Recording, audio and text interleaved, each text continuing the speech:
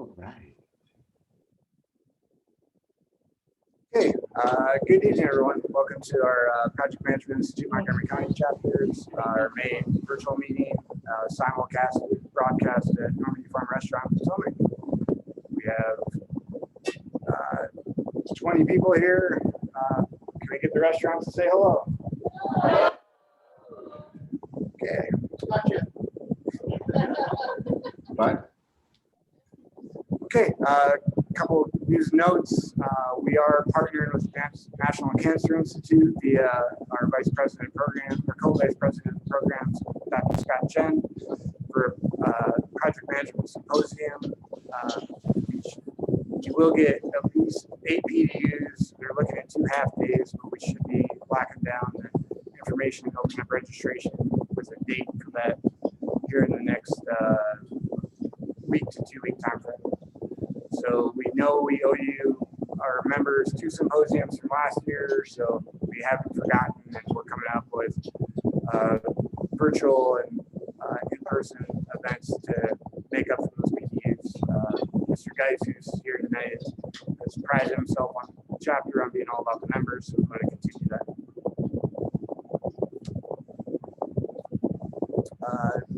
Our chapter members are all still working hard to provide value. We'll be opening up elections in October and should have some communications for openings in late August for that. Okay, as I mentioned, we're back here at the restaurant. Normandie Farm has survived the storm in terms of being able to stay open, but they still have a lot of money to recoup. So we've returned this month to try to give friends of the chapter who have been good to us for 16 years now as much of our business back as we can. So in terms of the member value, all dinners, which were normally $30 for member price, are now reduced to $10, and then our November dinner will be free again as in past years. So we understand safety comes first. We're looking at doing Zoom simulcast through at least August, and we'll reevaluate at that time. Everyone here is getting a great dinner, and look forward to seeing more chapter members this summer as they feel comfortable.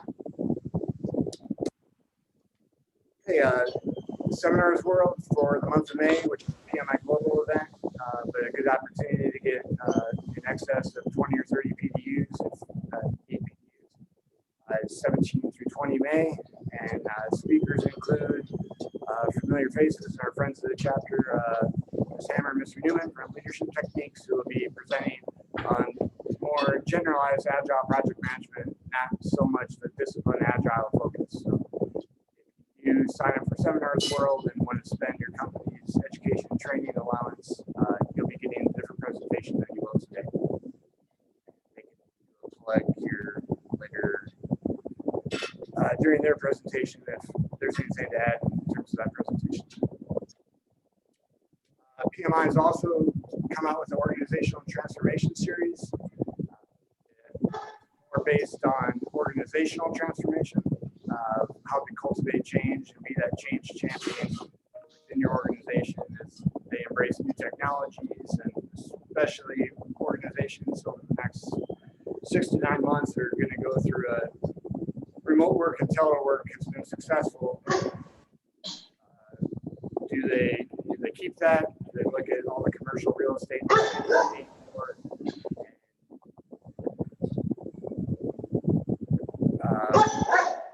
require people to be back in person in the office? A little company called Amazon is still building a $1 billion site in Crystal City National Landing that they're looking to occupy over the next 2 years. So it'll be interesting to see what the Amazons, the Apples do as the technology country in North America, and how the smaller companies follow. Yeah, garlic powder up there.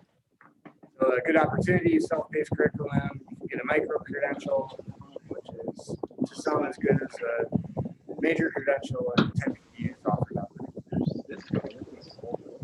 That's garlic and that's garlic too. Hey, we're gonna be bougie, so we're gonna use. Matt, Hey, as mentioned last month, the PMBOK version 7 release date is the 1st of August. So we've been looking forward to that since version 6 came out in the middle of last decade. PMI and their new leadership is really committed to. Hey, Matt. Hey, Matt, I have a question for you. Is that Sure. the noise coming from the restaurant or is that somebody on the phone? Because I hear a lot of noise. If everybody's just not talking, can you go on mute? That would be nice. It's really a lot of It's noise. Matt. I don't know if you guys can hear. I think Earl Taylor, I think the background noise is coming from your area. So if you could mute just a little bit until, Yep. okay. He's muted now, so all good. Okay. So we know that PMP exam changed earlier this year. We have some members in attendance who have taken the new exam and look forward to talking in future project showcases about their experience and how they had to pivot from the 2020 standard to the new 2021 standard. So looking forward to delivering as much knowledge on the changes in curriculum as possible. Okay, exciting news. One thing that we always take pride in as a chapter is the ability to give scholarships. So we're happy to announce our 3 scholarship winners. The Open Scholarship, which is eligible to every graduating senior in the county, as well as the Chapter Family Membership Scholarship. And our October speaker, Mr. Mark Levin, donated his $1,000 for a Young Leader Scholarship. So we were able to give 3 scholarships instead of 2 this year. So congratulations to our members. Our Vice President of Special Projects, Mr. Jim Steckel, has either already reached out to our winners or will be reaching out to them here shortly.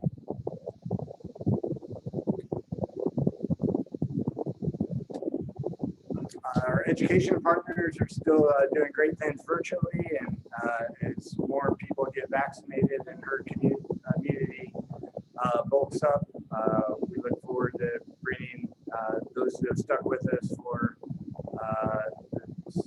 16 years plus of our chapter life back for symposiums and things of that nature. So as mentioned previously, if you have training and education allowances that your company gives you every year, don't let them go to waste. Even if you think of yourself as fully certified and your resume looks great, there's always PDUs and knowledge to gain. Education partners spend 365 days a year staying at the top of their game and up to speed with all the advancements in project management, both waterfall and agile. Consider using their information. Okay, our featured speakers for this evening are friends of the chapter. I think you guys are up to double digits in speaking for us over the past decade, which we greatly appreciate. PMI's recently, over the last 3 or 4 years, has came out with an authorized training partner designation. This is a rigorous process where PMI wants to make sure that those who are teaching and putting PMI logos on things are teaching the right way and focusing on the right fundamentals. So they're training partners in terms of general instruction, as well as some of the new discipline agile certifications, which we'll learn about as well. As previously mentioned, their seminars, world registered speakers, and that's a distinguished honor to be on that slate of speakers. Gives you the ability to travel all around the world pre-pandemic and hopefully post-pandemic. And they've been, a lot of people think they're married. They're not married, but they're best friends. So Not to each other Not to anyway. each other. been together for 11 years and hopefully for decades to come. So please give me a minute to switch sharing and they'll begin here shortly. All right, could you make me a host there, Matt? Matt, could you make me the host? There we go. Am I a host? Not yet. Not yet. If Matt can make you a host and mute himself, then we will be all set. Update, you're the Almost host. there. All right. One And more moment. Do you have the ability to make me a co or no? I'm working on it. All right. Well, welcome everyone, and thank you, Matt, for that rousing introduction. We appreciate that. We're excited to have all of you here and see you all with us tonight. I do not. That's fine. Just share. So thank you for that. As Matt said, Dave and I have been together as Leadership Techniques for over 11 years. And as he said, we are not married to one another, but I just keep him in line as his wife thanks me on a daily basis. So that's one of the things that we do. We're really excited to be presenting tonight for you the Disciplined Agile Scrum Master. Is it up? Yeah. Good. I nodded. All right. The Disciplined Agile Scrum Master, talking about the new journey. As Matt just mentioned, the PMP exam has changed. Dave and I teach the new exam material, and we're so excited today. Two of our students who took our class just a few weeks ago told us they passed the exam. So we always love hearing about new PMPs. I will tell you, and from people we know who have taken both courses, pre-2021 and post-2021, have taken both exams. It's really nice what's going on now. The exam is not only prepared by PMI, but so is the material. So you have to understand there's going to be a continuity in what the authorized training partners have to teach from and what's actually being tested. Lisa, So I'm sorry, go ahead. that's why we're so excited to be an authorized training partner. And we are also teaching now DASM certification and DASSM. And we'll go into that in just a few minutes. Yes, I just wanted to explain why I light up when you talk. So here's the thing. First of all, if you're not speaking, hi there. Dave and I are in the same room. So we are on a shared microphone so that we don't have feedback. And I haven't seen any comments, so I assume our sound is working just fine. I would like to request that if you are not speaking, if you would mute yourself, that would be extremely helpful. Yeah, Dave, could you mute the people who are not muted, please? You should be able to, I cannot. Yeah, so if you're not speaking, please go ahead and mute yourself. As you know from hearing our presentations, we don't mind questions at all. I would ask that you go ahead and put them in the chat because we do have so many people. So put them in the chat to me directly, Lisa Hammer. Do not put them to Dave. He will not monitor the chat. I will. So put it to me or put it to everyone. And if you're in the restaurant with Matt, of course, Matt, any of you could jump on at any time and ask questions. But I think, you know, we're going to go through a good part of this presentation before we start the questions and see if we get a lot of those answered. So with that, let's go ahead and jump right in. About slide number 370 or so, you can start asking questions. All right, so tonight we are talking about Disciplined Agile. And we're pretty excited to be talking about this. It's kind of a new thing. If you haven't heard about Disciplined Agile, it's based on the book Choose Your Wow. And we'll be showing you a little bit more of that tonight by Mark Rines and Scott Ambler. Disciplined Agile is it comes from a company, Disciplined Agile Delivery, which was purchased by PMI a couple of years ago, and now Ambler and Lines, who were the co-authors of the books dating back about 12 years or so, 11 or 12 years ago, I think 2012, they released their first book, Disciplined Agile Delivery. The orange book, Choose Your Wow, released in 2020, is the latest and greatest, and that is available to you as a PMI member, downloadable. For free. So, so the way we're going to talk about this tonight is we're going to talk about, well, we want to bring everybody up to just a little bit of a level on Agile. So we'll talk about Agile for a moment. Then we'll talk about Disciplined Agile. We're going to introduce you to the concept of Disciplined Agile Delivery and the process blades.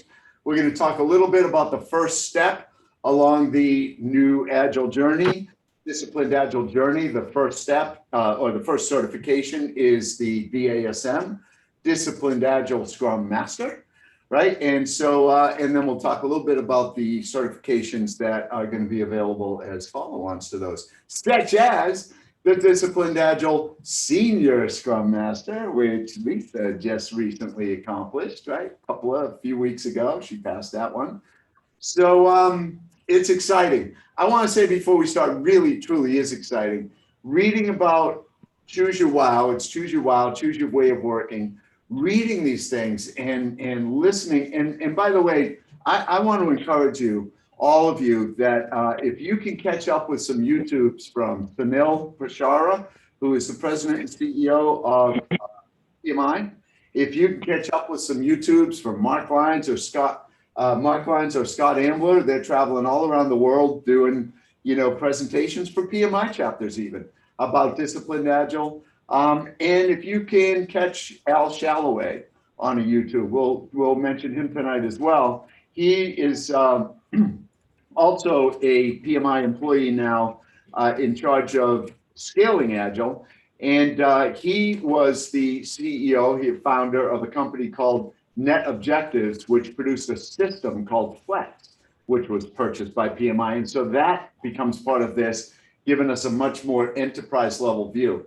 So one of the exciting things about all of this is that I really, as I read Ambler and Lyons and listen to Shalloway, I feel like I've worked with these guys, like they've worked with me, like they've been right there with me as I faced all these problems over the years and challenges, as a project manager. So it really, really is cool stuff. And I think you're gonna really enjoy getting into it as you move forward. So we're going to start out, as Dave said, just giving you a very high level of Agile if you're not up to speed on it. Agile is a mindset. It's defined by values, it's guided by principles, and it's manifested through many different practices. So the manifesto, the Agile Manifesto, talks about these 4 values. And what we say is that when you are Agile, you value individuals and interactions over processes and tools. Now, so on the left, we value the interaction and individuals over processes and tools. It doesn't say that we don't use process. It doesn't say that we don't have any tools, but we value the individuals and interactions more so. We value working software over comprehensive documentation. If you think back in the traditional ways, we have just all kinds of documentation. Well, we are valuing working software. We value customer collaboration over contract negotiation. Now, that's a big switch because in the world of traditional project management, we really don't want to hear from our customer, right? We get a task order, we sign it, we agree with what we're going to do. And then, okay, you want something different? Well, we have to change the contract. In Agile, we want the customer involved all the way through.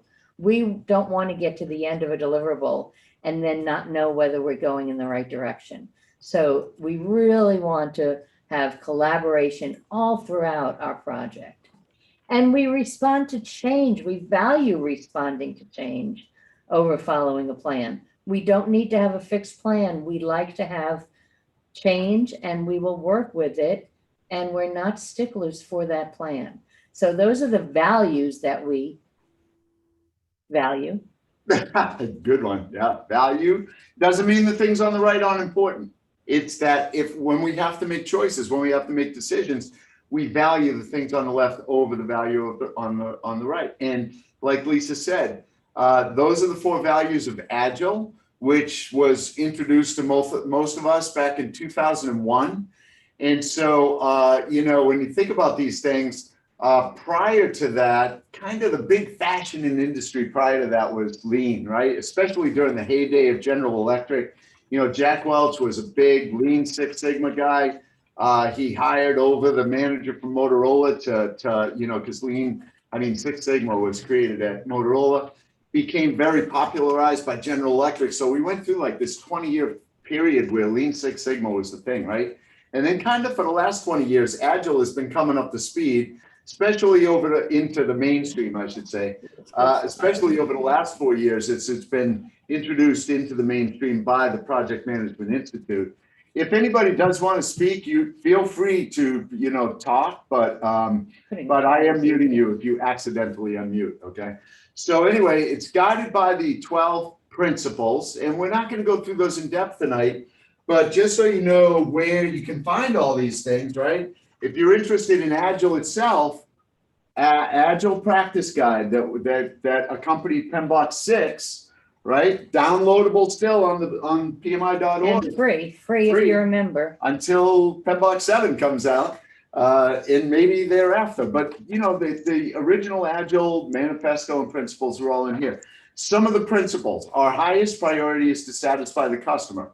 How? Through early and continuous delivery. Now, I'm not going to read all of these, okay, but welcome changing requirements, deliver working product frequently. The original concept was working software, right? But we want to now take Agile outside of the world of software development. And so we kind of went through this period of Lean Six Sigma, and then we're kind of coming through this period of Agile, and we are seeing disciplined Agile as being the next step, because it gives more options, right? Back in 2001, when the Agile Manifesto was first written, we ended up with this big divide in industry where we, the PMI people, were being quickly accused of, I won't say we were becoming known as dinosaurs, but we were certainly being accused of being dinosauric in our thinking. That's a word, dinosauric. And the Agile folks, they were the cool people, right? The software people that, you know, very light governance, and we know how to get things done. And there's a lot of history behind that, and there's some truth in there, but things are merged now, and things are integrated back together. And where we get with disciplined Agile is a step beyond Agile. So we still have principles, we have new principles. So if you take some of the courses, if you decide to become a DASM yourself, part of it will be studying the principles and promises and guidelines of disciplined Agile. The disciplined Agile goes a little bit further than Agile. In fact, Agile, we hear the words quite commonly now, Agile framework. SAFe is an Agile framework, right? We see Scrum itself as an Agile framework. The founders, Ambler and Lyons, will tell you, I hope we never hear the words disciplined Agile framework. It's not a framework, it's a tool set. And the whole idea is to give us more options, more choices. In other words, you know, if you're working on a project where a traditional development schedule is going to work best, great. Use a traditional development schedule, a Gantt chart. Use Microsoft Project, right? If that's what's going to work well. But that doesn't mean that we can't also apply Agile mindsets, right? And do things in a more flexible way. So some of the disciplined Agile mindset principles. Delight customers, be awesome. Who doesn't want to be on an awesome team, right? Context counts, what's going on matters. Our teams do not operate in a vacuum, they operate in an organization. And the organization operates within an environment, and all of that matters, right? Think about Black Lives Matter movement over the last year. Does that impact the way we work? I hope so. It should be, and it absolutely is. Lisa and I have seen it every day out there in the workplace, that we are changing culture from the inside out.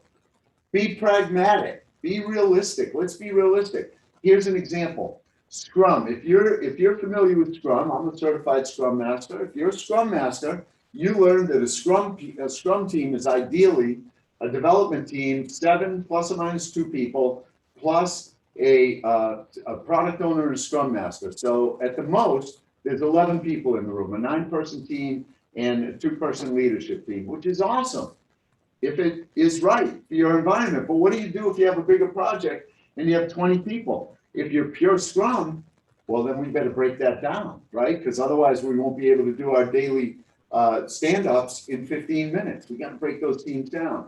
What we're saying in disciplined Agile is be pragmatic. If you're working on a 15-person team, and that means you have to take 25 minutes to do your daily stand-ups, and that's working well, yes. Not only keep doing it, but let everybody know what's going on and what's working, right? You use Lincoln's advice, right? You know, Lincoln's advice when all the generals came to him and complained that General Grant was drinking whiskey in the field. What was Lincoln's response? Find out what kind of whiskey they're drinking and send a barrel to the other generals. Choice is good. You can't have too many choices. The disciplined Agile mindset says, it is not possible to have too many choices. More choices is better. So we hope to evolve some of the principles or some of the foundational things as we move forward, the processes, as we move forward through time, and add even more options, because none of us knows what will be available to us a year from now, right? Organize around products and services in order to delight our customers, and a very strong enterprise awareness, which is very well aligned with the PMI's approach to project management since this last year, 2020, right? The new approach is people, process, business environment. And we, with that aspect of business environment being added in, that's getting us to focus more strategically, right? More on the enterprise. So enterprise awareness is very important because we need to bear in mind, we need to keep in mind what's going on at the strategic level and make sure that we are aligning the direction of the project with the strategic vision, and make sure that we are understanding our stakeholders so that we can delight them, so that we can not only meet their needs, but so that we can exceed their expectations. And we want to be very careful when we talk about that, right? Because we're still project managers. We never gold plate, right? We don't do more than what a client is paying for. But exceeding expectations isn't necessarily building more of a product than what they're paying for. Exceeding expectations has to do with being on time to meetings, always telling the truth, being predictable, things like that. So it's disciplined, agile mindset is supported by promises and then guidelines. So these are the promises, and that's as deeply as we're going to go. But just to kind of show you what the promises are and the kinds of things that you'd be studying if you decide to follow the path of disciplined agile. But one of the promises is, and this is the first one listed, starts with create psychological safety and embrace diversity. Again, fully aligned with the PMI, because the new material, the new PMP exam prep material starts with people, starts with create a high performance team, build a team. What's the first enabler in that? Manage conflict. What's the first action item under manage conflict? Embrace diversity, right? Because we create stronger teams by doing it. Were you going to say something? Yeah, a couple of things that Dave mentioned, I just want to reiterate because I don't know that it's familiar to all of you, since many of you have your PMP and probably don't want to take that exam again, and we don't blame you. But the PMP exam is no longer based solely on the PMBOK. In fact, we teach PMP exam prep now without our students needing to crack the PMBOK. We're not saying it's, I don't like what she says. we're not saying it's not a useful book, but it is only one of many books that contribute to the material that they get. Put up the other one, please. Oh, yeah. That they get when they take a course through an authorized training partner. So this is the book they get that has all the information they need. So nobody has to read that PMBOK anymore To pass the to test. pass the test. And So- when so, Lisa, can you say that again? yes, I will say it again, and I'm going to say it a few different ways, Ruby. We have students, we had 2 students pass today. They do not have the PMBOK. They never got the PMBOK. They got the training materials that we sent them, that we licensed through PMI. When you take a course, a PMP exam prep course through an ATP, you get these materials. It's part of the course. Okay. And that is the book you need to study. It is a much different exam, Ruby. It is a much different process. And what Dave said that I really want to reiterate, we're not focused on process groups and knowledge areas.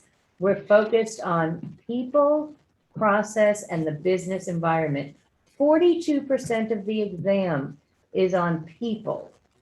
50% is on process, and 8% is on the business environment. It is a totally different way of thinking. Yes. It's fabulous. The Okay. project economy is what Okay. everyone in PMI is talking about. And that's why Dave and I are so excited tonight to talk to you about what's going on and this new certification. Okay. Yeah. All right. Now- Thank you. You bet. Now, the other thing I want to mention, along with this next slide that Dave is putting up, is that The- Was I done? Oh, I thought you were. I thought you finished that. I'm sorry. No, go ahead. No, go right ahead, Dave. Yeah, just before we work on, there were a couple of things about this that I wanted to point out that are promises, okay? Because they're a big part of disciplined agile. Accelerate value realization. Accelerate value realization. We call that shifting value left. If you think about a traditional project, we realize business value at the end of the project. And in agile projects, we're trying to move business value earlier. So in disciplined agile, that becomes a major focus. Improving predictability. Notice the language we're using. It's not increase accuracy of estimates. Maybe we want to reduce the tolerance of an estimate, but that terminology of accurate estimate has to go away because it's a big problem in industry that, the PMI Pulse of the Profession reported 2 years ago, $12 billion wasted in poor product performance worldwide. Okay, but a lot of that has to do with not actual poor performance of project development teams. It has to do with improper estimating, and then halfway through the project or some ways through the project, not recognizing that it was the estimate that was wrong, and then trying to squeeze the rest of the project work into a bad estimate in the first place. So we want to improve our predictability, and then most importantly, look at what it says next. Keep workloads within capacity, because that's the other result, right? As soon as we have a bad estimate, and now, oh my gosh, we're going to be late. We don't redo the estimate. We start crashing the workload. We start overburdening our employees, and what do? They burn out. All of these show up in data that is produced by Gallup, HBR, by the PMI itself, that says that the more companies do these things, the worse their results are, and the less they do these things, the more we focus on employee engagement, retention, worker satisfaction, the better the long-term results. The more we focus on short-term results, get that project done on time by, let's work smarter, not harder. Let's do tests in parallel. Let's figure out how to utilize everybody's capacity to exactly 100%. Those things cause burnout, and over a period of time, cause those longer-term metrics to decline, which causes an overall decline in performance. Thank you. So the other thing I wanted to mention is that the focus is now of the PMP exam, 50% agile. And if you know PMBOK 5, for example, the word agile was in there twice. PMBOK 6, we got the agile practice guide, but we were told, yeah, don't look at that if you're studying. But now the exam is 50% agile. So with that, PMI has come out with a whole new line of certifications, and we firmly believe that this DASM certification is the new PMP. It is going to be as popular. The exciting thing is that now, as an early adopter, there are some super benefits. One is you don't need any agile experience to be able to sit for the exam. You can just sit for the exam by signing up through a authorized training partner. You will learn to understand the DA mindset. You'll learn the fundamentals of lean and agile and understand many, many different agile and lean techniques. Now, a couple of quick things I'm going to say, just so you put that in your mind as we're going through it, because I'm sure all of you who are PMPs are going, no way am I sitting for another certification exam. Well, a couple of things we'll tell you about this one. It's 50 questions in 90 minutes. It's online, and it's non-proctored. I will repeat that. 50 questions, 90 minutes, online, non-proctored at this time. Could change at any time, but at this time, and the price of your exam is included in the course. So think about that as we're talking about it. We honestly, firmly believe that it is such a valuable path to take and will be very much in demand in a very short time. So let's go ahead and give them some of the background of that, Dave. Yeah. And So again, don't hesitate if you have a question, throw it in chat as we're talking to me. okay, so this is what it's all about. So one of the things I want to mention to you also is that information on this is super easy to find. Okay, let me just show you something real quick. And Matt asked a question if you want to answer. Sure. He said, do you feel unpractical exams don't properly evaluate one's retention of knowledge? You know, the exam doesn't give you enough time to look everything up. Yeah. I mean, so yes, when we say unproctored, sure, you can have a couple of cheat sheets on your desk, but you have to understand the concept. So we feel pretty Yeah. good about It's, the exam how long and did you say the exam? was? 90 minutes, 50 Yeah, questions. so think about this. This book that the exam is based on is 400 pages. So if you're gonna try to look up every answer for 50 answers, Yeah. good luck. You're not gonna be Yeah. able to do it. So, No, we yeah, think it- no, we feel pretty good about it. I also think that they're in the early stages, so they're probably gonna change to a proctored exam at some point. and that's why we're saying now early adopters. The other thing I want to mention, we do believe that the material, again, developed by PMI is very sound. We did a class 2 weeks ago.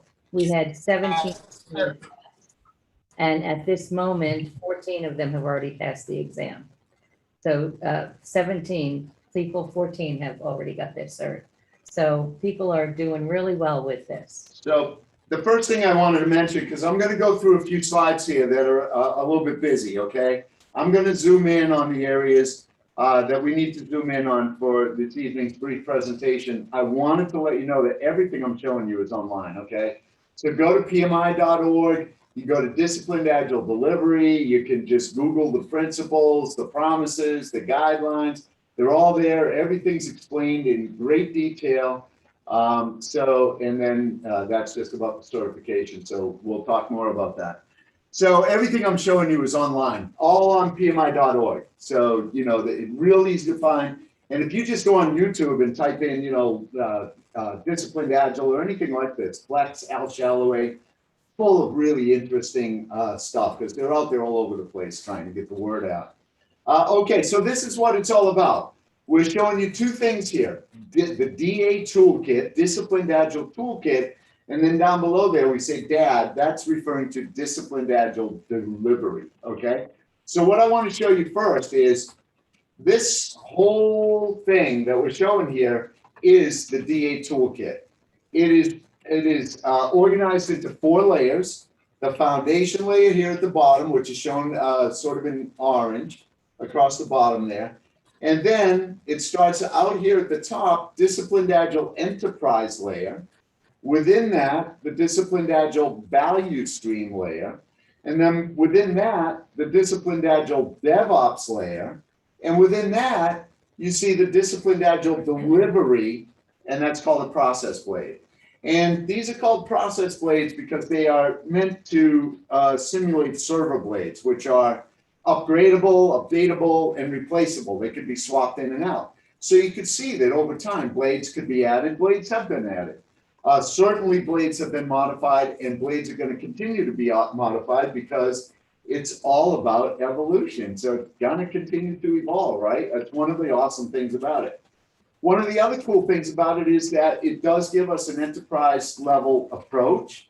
However, no matter where we are in our project management career, there's an entry point for us here. And not only an entry point, but a way to improve. And so context counts. So it depends on, what your entry point is or what your organization's entry point is depends on you in your situation, your context. So if you start out and you say you want your DASM, Disciplined Agile Scrum Master certification, that mainly focuses on the Disciplined Agile Delivery process blade. And we're going to talk more about what that actually means. If you go the next level up, DASSM, Senior Scrum Master, then that addresses the Disciplined DevOps layer, specifically referring to IT DevOps, really. It's IT DevOps at this point, IT operations, okay?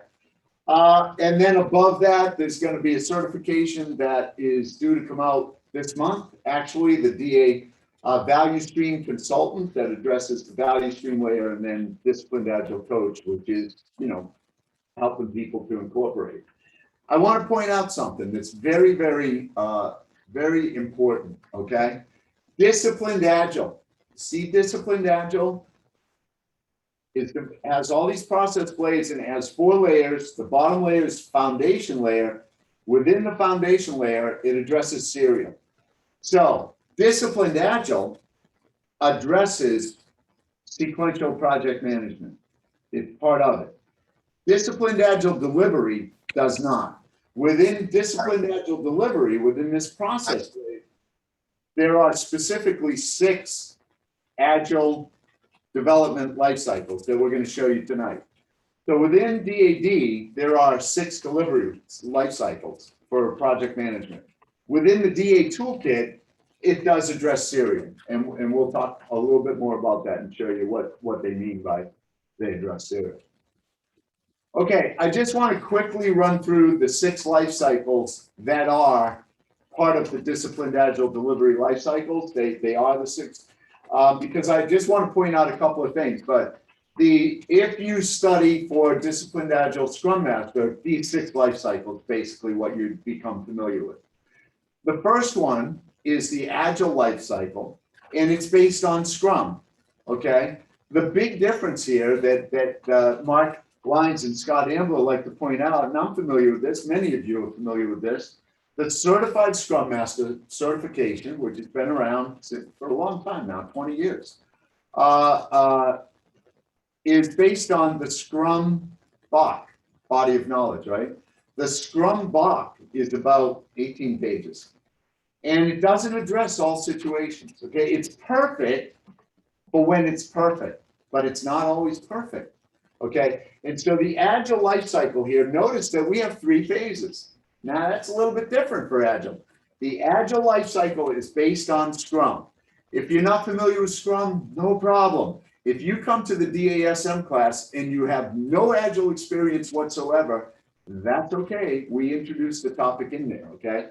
So we talk about what's within the Scrum life cycle. What I want to point out tonight is that what's added onto it is the inception life cycle out at the beginning. Oftentimes in Scrum, that's called Sprint 0. Oh yeah, we have to do some stuff before we start. And then the transition phase at the end, which is for DevOps, right? Integrating into production. Which in Scrum, we just, we produce releasable software, releasable product. Well, a couple things about that. Even software projects, many software projects are unable to produce releasable products at the end of every iteration. It's not possible to have every user story, produce business value. And so within Scrum, those tend to be exceptions. And over the years, Lisa and I have been teaching Agile since we started our business, about 11 years ago now. And one of the most common things we heard out there was people, when asked, so do you practice Agile at your facility, at your organization? People would say, well, sort of. And the reason they were so uncomfortable, and the reason everybody said sort of, is because, yeah, well, we're supposed to be doing Scrum, but, we have 20-minute meetings, and oh my gosh, we have 15 people on our team, and, not every user story produces value, and wow, we have to go, several iterations before we produce releasable something, and by the way, we don't even do software. In fact, Lisa and I have been polling our classes, Agile classes.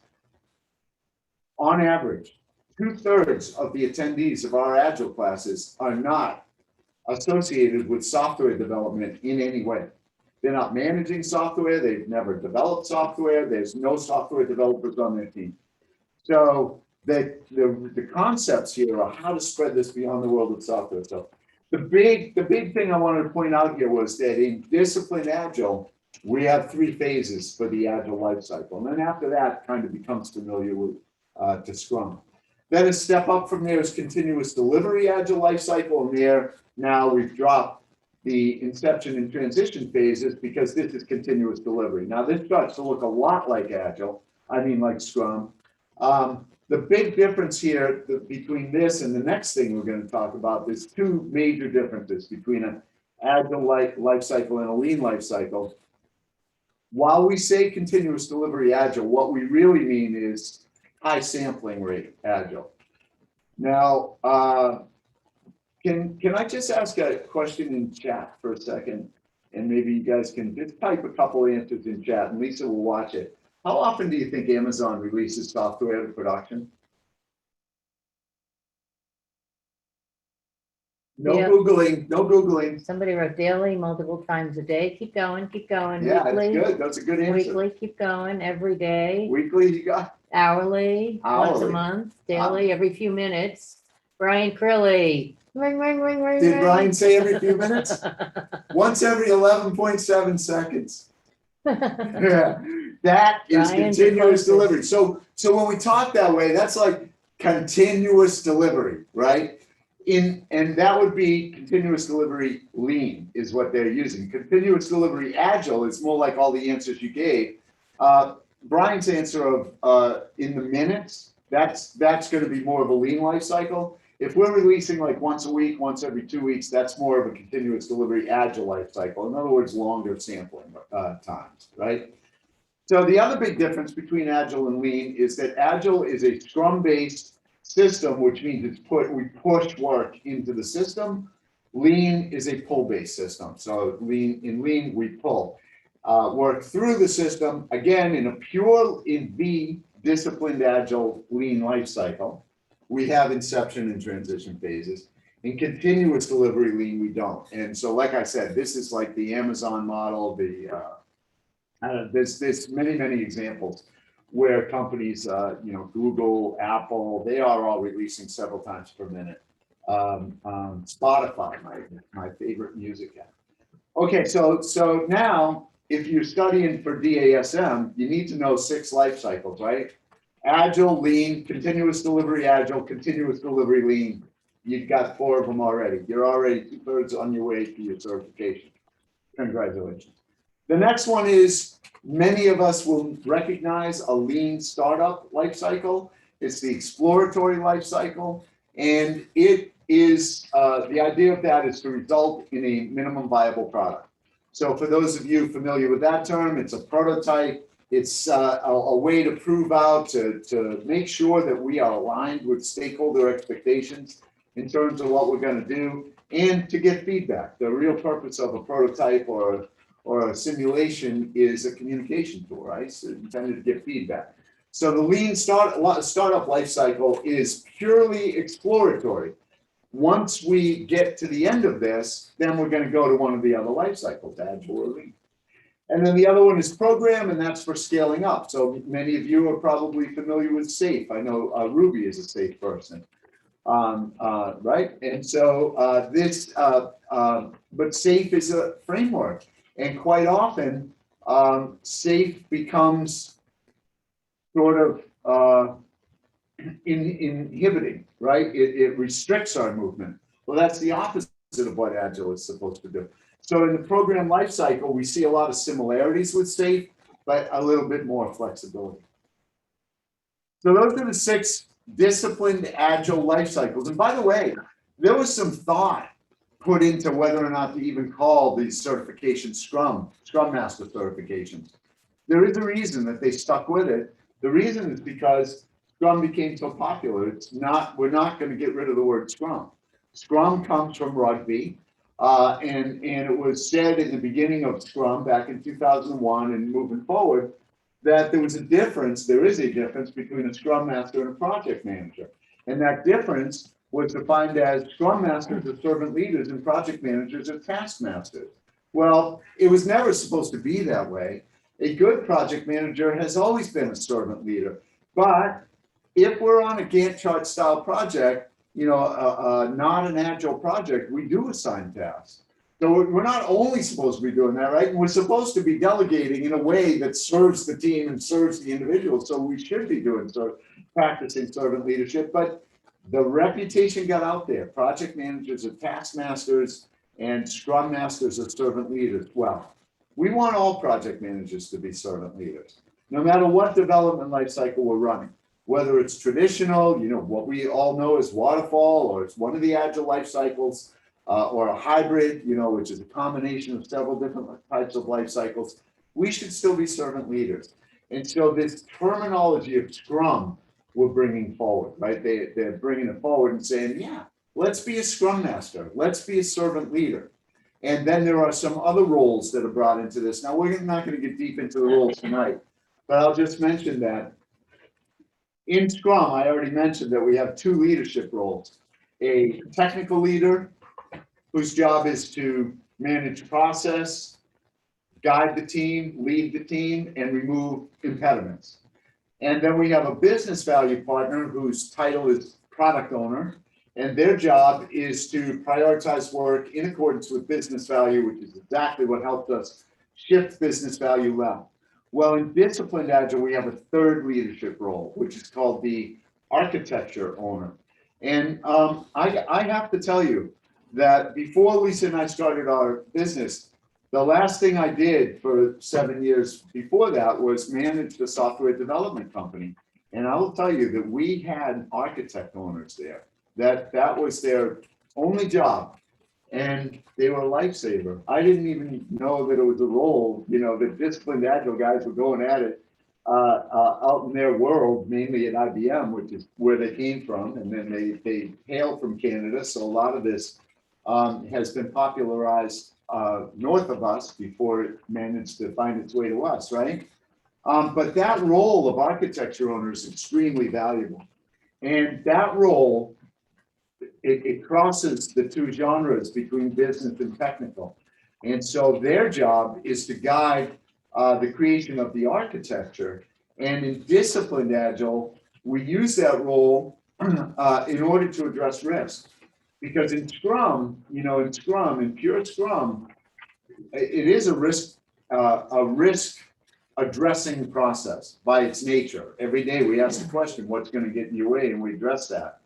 In Disciplined Agile, we address risk just a little bit differently because we make sure that we've examined enough of the architecture early on to minimize risk.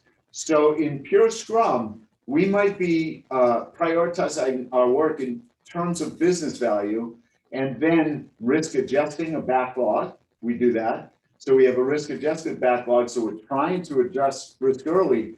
In Disciplined Agile, we're doing more proactive risk management through the addressing of the architecture, because that tends to cause problems sometimes in pure Scrum projects where we address elements of the architecture late, and then we have to do some rethinking of some things, either user stories or the architecture itself in order to integrate. So Disciplined Agile takes a more proactive approach to risk management.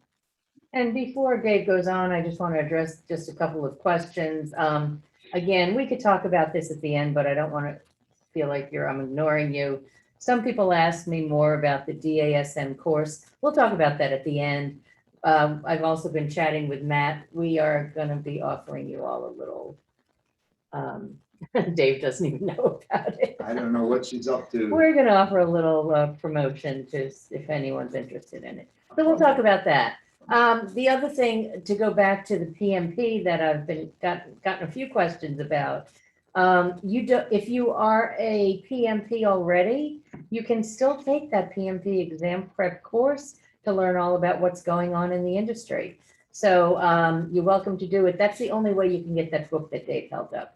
That is not for sale on PMI. You cannot buy that anywhere. So if you are interested in that book, you do have to take the course through an ATP, but you get 35 PDUs. So Lisa, I'm sorry, what book is that? That's the new PMP? Yeah, the PMP training. Okay, okay, that one, okay. So that's the only way to get it through the course. But yeah, and our course, I'll tell you about it at the end of the session. But yeah, but you get 35 PDUs. So if you have a week to spend with us, we'd love to have you. Yeah. All right, Dave. All right. So this little flow chart I want to show you. Don't get all hung up on, you know, the readability of it because it's online. I want to point out some really cool things about this flow chart. Okay. This flow chart is exactly one of the ways we choose our way of working. It starts off with, has someone else chosen the life cycle for you? Yes. Well, tell them to stop doing that and let you do it, right? That's the top line right there. Now you can see as we come down, these little blue little circles are the 6 Disciplined Agile life cycles. Do you understand what the customer wants? No. Go to exploratory. Is it a large program? Yes. Go to program. And then down we have some decision points that lead to CD lean and CD agile. Oh, great. And over here, lean and agile. Okay, great. What I wanted to point out to you is how we get to traditional. This is really cool because I go out to the end of the flow chart and say, oh, traditional. We do support that in Disciplined Agile, right? Wow. Under what conditions is traditional the ideal development life cycle. Does the team want to improve? No. Okay. Does the team have a traditional mindset? Yes. Is it low risk? Yes. Is it a project? Is it being funded as a project? So if I have a project, yes. Is it low risk? Something I've done before? Yes. Right? Low level of uncertainty, high level of predictability. That can lead us toward traditional. Does the team have a traditional mindset? No. If not, there may be a better way of doing things, right? But yes, they have a traditional mindset, or I'll add another one there. If the environment they are working in is very, very traditional, is very difficult for a team to be agile in a traditional environment. That is the name of one of our classes, Agile in a Traditional Environment. That's exactly what we talk about in there. Okay, so does the team want to improve? No, traditional. So the reality of that is a waterfall style project does work well in the right environment, but there are very few projects that the entire project is so low uncertainty, it's so low predictability, I mean, so high predictability, so little chance that there's going to be any changes in the requirements that pure waterfall beginning to end is absolutely right. For all aspects of that project. It's very unusual anymore that we can't find a way to improve over that.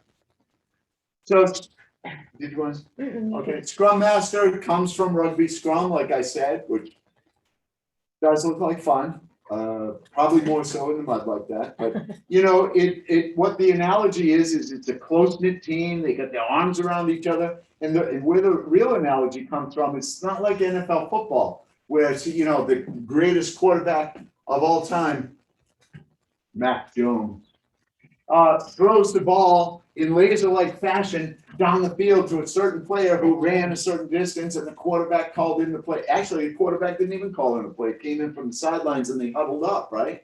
What happens in a rugby scrum is the team is operating itself. The team is managing itself. Who kicks the ball next? Whoever's in front of the ball, right? Which direction does it go? Generally in that direction. Who tells that person to kick the ball? Probably the guy next to him. Hey, kick the ball, right? I mean, it's a very dynamic situation. And that's the way an Agile team is.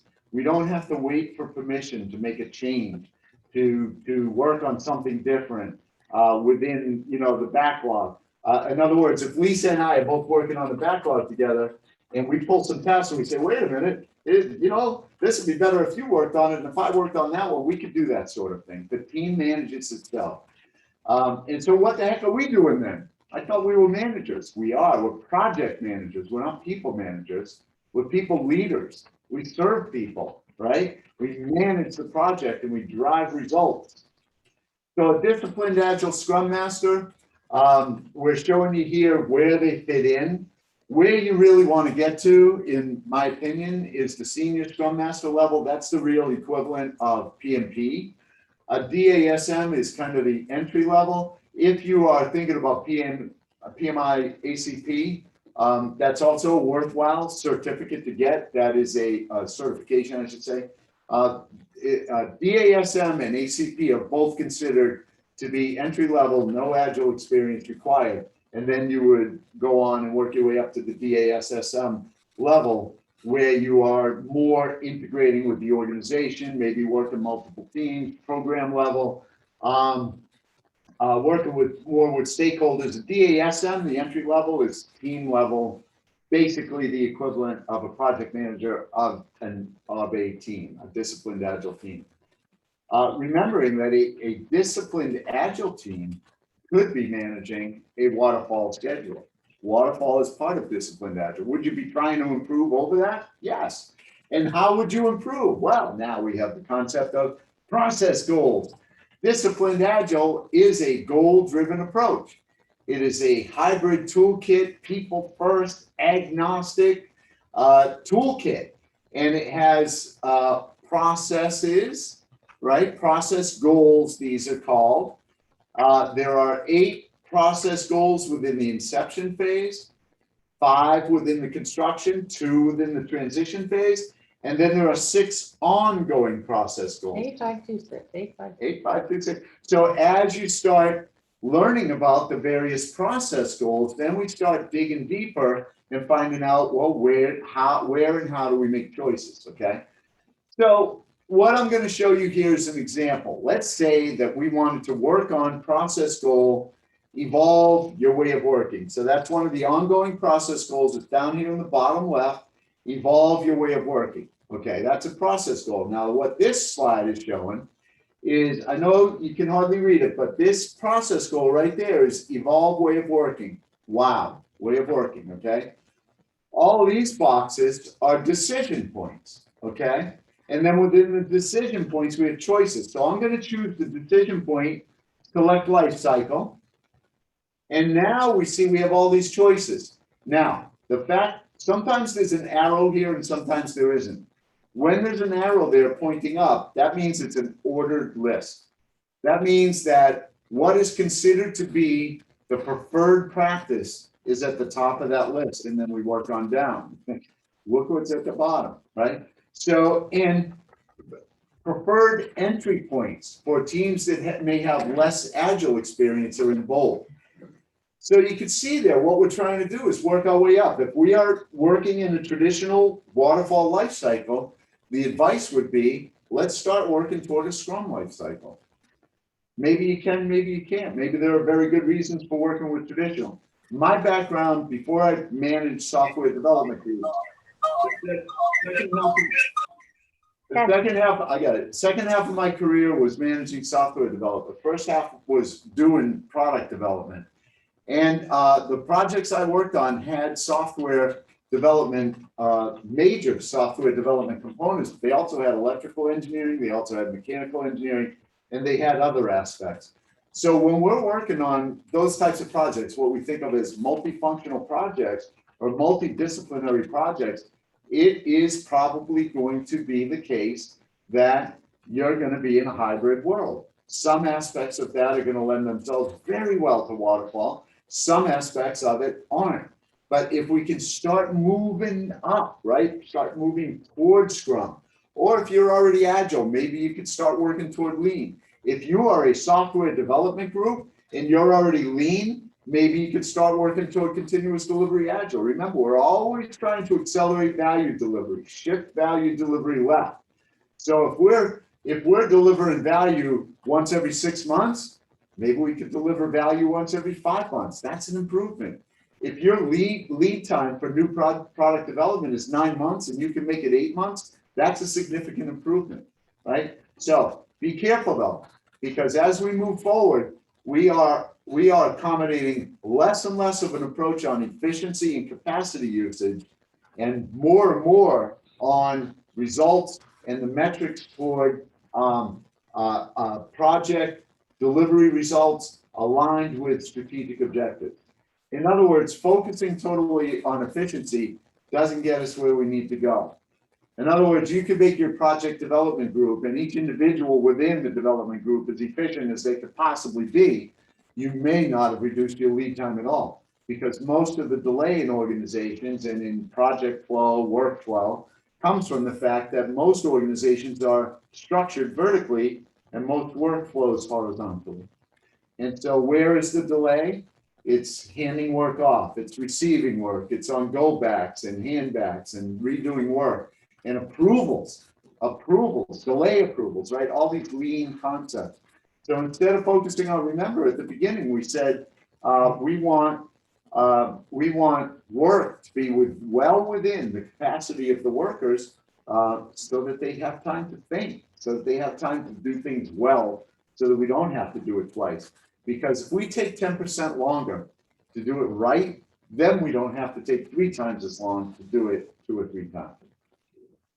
So as Dave goes through this chart, I want to also encourage you to put your questions in chat. We're going to, wrap up in a few minutes, but like I said, we also we have had 2 hours to go. we also have an offer for all of you, so don't Just go get anywhere. started. But yeah, go ahead and please throw your questions in chat, because I know we've put out a lot of information tonight and I've been answering questions as they've come up, but please don't hesitate. One question, I think everyone saw the answer, DA SSM, the S is for senior, and Dave will go through this chart right now of the Agile certification. Yep, so this is, kind of starts over here. You see Agile Certified Practitioner. That's the PMI credential that's been around for a while.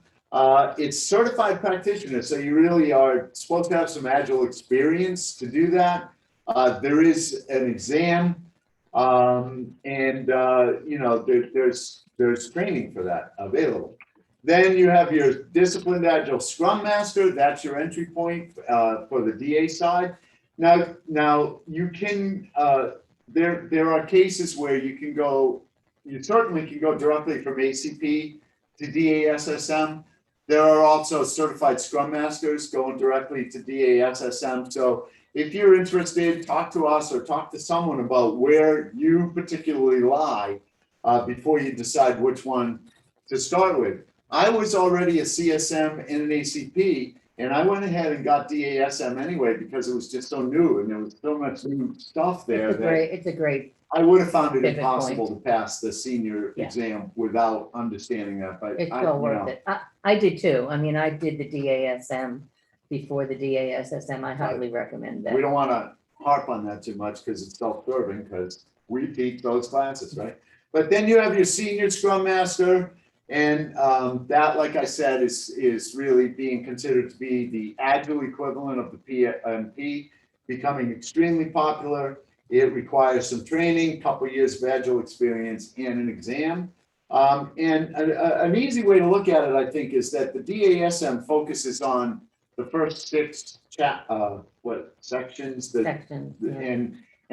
which is the first part of the book. And then the DASSM focuses on the rest of the book. And then after that, you have the DA coach and the DAVSC. The DA value stream consultant is due to be introduced this month, May of 2021.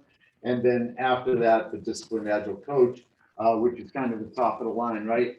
And the way those are being promoted, I don't know if this is going to absolutely hold true or not, but the way they're being promoted is that they're really two different purposes. You know, a disciplined Agile coach is out there wanting to, you know, make money guiding Agile teams, right? Actually working with Agile teams and being a DA coach. Whereas a DA value stream consultant is a different role. We have clients that we can apply that type of advice to. Like we have several smaller clients, smaller, 5, 6 locations, several hundred employees. So they're good sized companies, but they're, you know, we're working with the CEOs and the C-suite to try to improve flow throughout the entire organization. And so at that level, you know, even our project management skills and understanding that DAE level, it's really given us a lot of great tools that we can use at that level of organization. That's what the value stream consultant is all about. It really focuses on the DevOps or the value stream layer. So with that, I will give it to Lisa to talk about there you go. There's it. Holy cow. We made that one. There's a lot on there. Okay, so I am going to answer a couple of questions and mention to you some things we have coming up, but please continue to put your questions in the chat. So people have been asking, what do I do? How do I take this course? Your wonderful board member, Matt Flowey, has asked me if we would like to do a raffle tonight. And because I'm feeling a moment of weakness, Dave, don't listen. We're going to offer anyone on this call, and you can't give this to someone I else. seriously have no idea what you're doing. Anyone on this call, we're going to give you $100 off the DASM class if you'd like to take it. I know. It's for the May 20 and 21st or June 16th and 17th. Only those 2 classes. It's a 2-day class. You get 14 PDUs. 73 people. That's $7,300. Yeah, I know, I'm an idiot. There are, the course is $900. That's the regular price. The $900 course includes the licensed material you get from PMI, digital copy of everything, videos, and the price to take the exam one time within 30 days of the course. That's one of the things they also require, which we kind of love. You don't need to wait 6 months. In fact, most people in our classes take the exam within a couple of days. So all of that is for $900. It can be yours tonight for the one-time low price of $800. What you need to do, Even that's 120 off. Isn't it 920? it's 900, Dave. Oh, What you need to do is you need to email me if you want a discount code, and I will send it to only the person who is in this meeting tonight. So I'll put my email in the chat once again. I also, we've been asked about PMP. As you could see, we teach that. You can take that course, get 35 PDUs if you want to learn everything that's going on and get the new book. We also do a lot for Seminars World, as Matt mentioned. We are doing an Agile class with Seminars World. And as Matt mentioned, if your company has a lot of money, feel free to sign up for those because they're not inexpensive. And we're also going to do some Seminars World courses in October and November. I haven't put that up there yet. I want you to look at the bottom part of this, the PMI chapter and chamber courses and webinars. We got some free stuff for you there. First of all, we're partnering with Massachusetts Bay. Yay! PMI Mass Bay Finally get to go to Massachusetts hired us to virtually. do a 2-day class on a 2 half-day class on portfolio management, which we're doing next week. So you can go to their website or click this link when you get the PDF for that. We're doing a free session on business ethics. Don't need to be a member of the Frederick Chamber. You could just sign up for that. Get PDUs for all these things. PMI Baltimore chapter, we're doing a presentation. Chicagoland, we're doing a presentation free. We're doing a class with Chicagoland. We're presenting at DC and Central Virginia, and that's just in the next couple of months. So we got a lot going on, which we love. We're excited about it. I did send Matt a PDF of these slides, so you will be able to get that. He'll explain that in a moment. He asked a question, though, if our goal is to be certified in all of the mentioned certifications, is there a recommended order to take them in case there's overlapping? I don't know that we should be certified in all of them. Pick DASM. DASM for sure. Yeah. DASM certainly to start, and then DASSM. And if you're already very, very strong in Agile, you could jump to DASSM, but be aware that you will have to be very thoroughly lot. familiar with that book, Choose Your Wow, and it's hard. It's a lot. It's hard to learn all that in that class because you will have skipped the introductory class. So our recommendation is DASM. Yep, for sure. And again, I'm putting my email in. Oh yeah, and yeah, one more thing. So, Sunday is Mother's Day. If you want that $100 discount, you need to request it by Sunday. Okay? That way Sunday you'll wake up and go, what did I forget to do today? Got my wife flowers? Check. Got my daughter chocolate? Check. Oh, I forgot to ask Lisa for that discount. Okay, so I figured Sunday you'd all remember. So if you want that discount, shoot me an email by Sunday. Don't put it in the chat. I'm not going to remember it. Matt, what do you have for us? I don't see any more questions. I want to say thank you to everybody. Well, we always need to do that. I didn't know we were totally done, but we do always want to say thank you. We want to, first of all, thank the hosts. I mean, the board of PMI Montgomery County is the best of the best. We love all of you. We love being part of this group. We love being able to share with you. I know tonight it sounded like we were really pitching DASM and all. We're trying not to pitch it as much as tell you how valuable we think it will be in your career and in your journey. So I know there was a balance there, and I apologize, if we sounded like take it. We think it is the way you should go. Take it from us, take it from somebody else. Right. That's fine. But we wouldn't be teaching it if we weren't excited about it. That's Yeah, for sure. I mean, we only teach stuff that we really stand behind. And if you have any questions, our rule, shoot us an email, email us, call, well, usually we're teaching, but shoot me an email at any time. Happy to answer. If you have any questions, if you're unsure of where things are going, just go ahead and do that. Matt has his hand up, so we are going to let Matt speak. It's actually Jerry Johnston. I'm here in the restaurant. So once you get that certification, Disciplined Agile, Scrum Master, and you're a PM and you're on a contract. I mean, how would you implement that in your everyday life?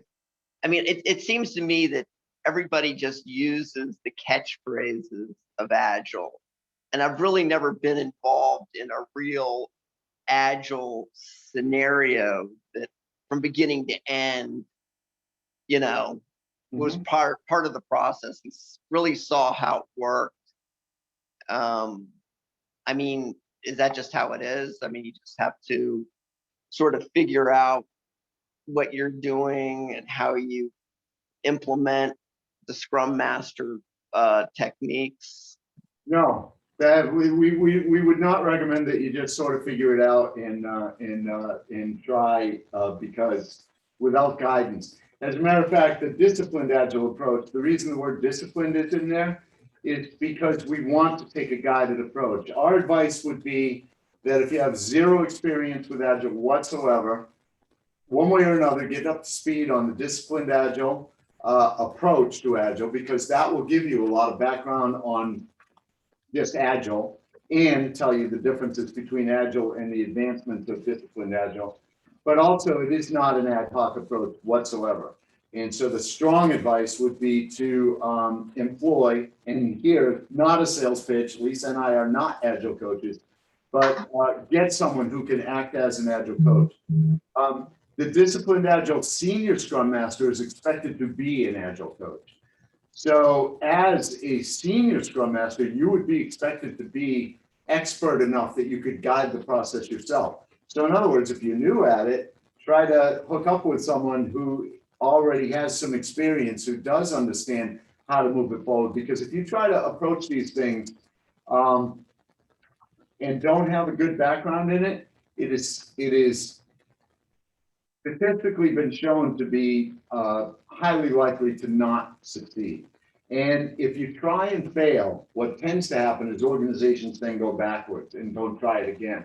And the reality of this is there's a lot of very, very small improvements here that can be made. As long as you take a very, let's say a risk managed approach to those changes, okay? So I would not just jump into the deep end with both feet. Okay. Thanks. Yeah. Any other questions from the restaurant? Matt, again, we want to thank Matt. We want to thank all of you for joining us. Matt, you have anything you want to Ready to finish move on with? to part two, the other? Yep. We'd just like to thank you guys again, sacrificing your Cinco de Mayo for the December briefing. Dave, It's not a sacrifice, it's an honor. Dave wore a Christmas sweater on our December briefing. We were expecting that he'd wear a sombrero today, but he didn't. So Come on, Dave. and a little behind home plate celebrity with us tonight. PMI only gives out 1 or 2 fellowship for their PMI Fellow Award winners every year, and we're honored to have Dr. Al Zatoun with us this evening, who received the PMI Fellow distinction a few years back. So thank you for that. Thank you for mentioning that. I appreciate it. It's great to be here as well. Yeah, Thank you that's very much. awesome. Yeah, congratulations. And then we're very grateful to Lisa and David's generosity. They're great about giving discounts to PMI chapter members and veterans, but to even drill that cost down lower for those who joined us tonight, we're very appreciative. PDUs will be processed as soon as we can, and we look forward to seeing more people face to face as you feel comfortable in June. So thanks to Leadership Techniques again. Mr. Newman, if you want to stop recording whenever convenient, and we wish everyone a good night and a motivated month.